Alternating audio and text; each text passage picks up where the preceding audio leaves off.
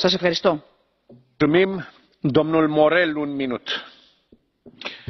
le Président, après tant d'années d'aveuglement, de naïveté, la Commission européenne reconnaît enfin que la mondialisation libérale peut aussi avoir des effets négatifs et contribue à créer des inégalités fortes entre ceux qui gagnent beaucoup, mais aussi ceux qui pâtissent de ce phénomène.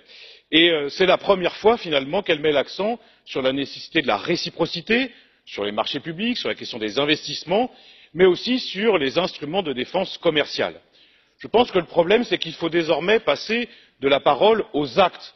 Oui, il est possible d'avoir des accords commerciaux progressistes, mais pour cela, il faut plus de règles, plus de normes environnementales, plus de normes sociales, plus de supervision démocratique.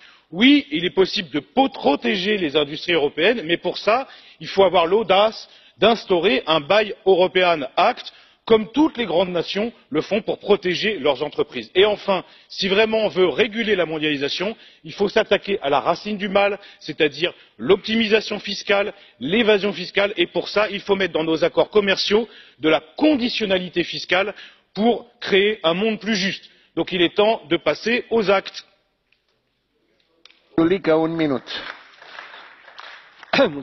Doamnă președintă, first of all, I would like to thank the Commission for this important reflection paper that represents food for thought for all of us, considering the future of the European Union. Many Europeans, ladies and gentlemen, dear colleagues, particularly young ones, see how being connected to people